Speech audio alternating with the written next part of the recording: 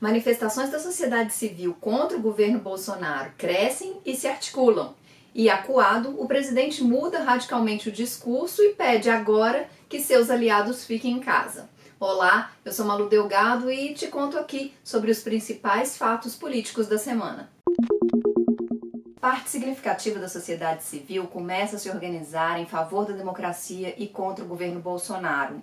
Os movimentos começaram a divulgar manifestos pela internet, na imprensa brasileira e nas redes sociais desde o dia 1º de junho, na segunda-feira.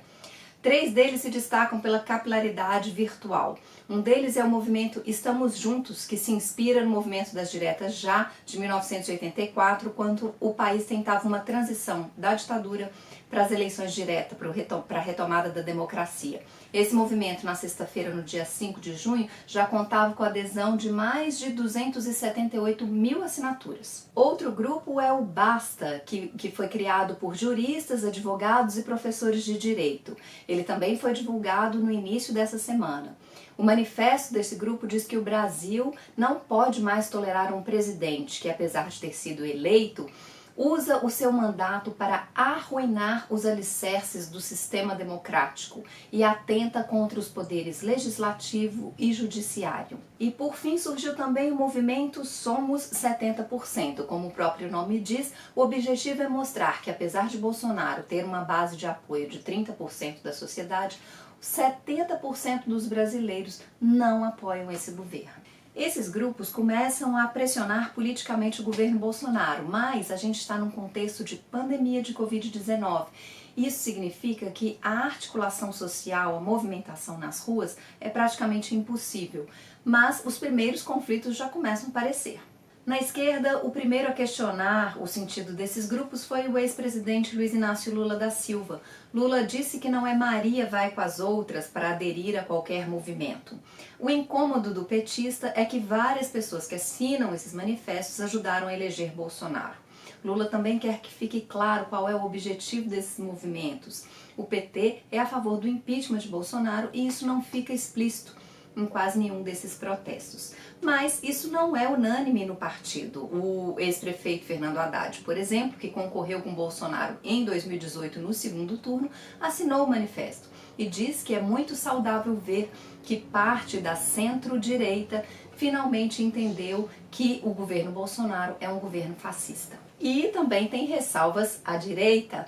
O candidato também de 2018, João Amoedo, do Novo, também não assinou os movimentos, esses manifestos, e Amoedo disse que é preciso que a pauta destes grupos fique mais clara, apesar de achar o apoio à democracia extremamente saudável. Outra que também fez algumas críticas foi Janaína Pascoal, do PSL.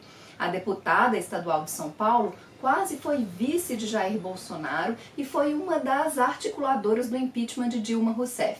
Janaína Pascoal diz que quer examinar com cuidado porque ela não é favorável ao impeachment de Bolsonaro, apesar de já ter pedido a renúncia do presidente. Mas enquanto esses movimentos vão crescendo no universo virtual, tem gente também querendo voltar para as ruas. Movimentos que surgem dentro de torcidas organizadas do futebol defendem isso, são os antifas, os antifascistas. E também a Frente Povo Sem Medo da esquerda, que tem entre um de seus líderes, Guilherme Boulos, do PSOL, organiza também manifestos e manifestações nas ruas aqui em São Paulo e em outras capitais do país. Mas muitas lideranças políticas da centro-esquerda veem nesse estímulo para que as pessoas voltem às ruas para protestar contra Bolsonaro como um tiro no pé. E por quê?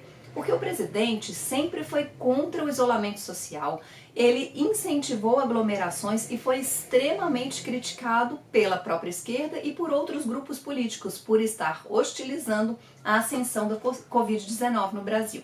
E vendo a mudança de ventos, Bolsonaro pediu na quinta-feira, no dia 4, durante a sua transmissão nas redes sociais, que seus aliados não voltem a protestar nas ruas.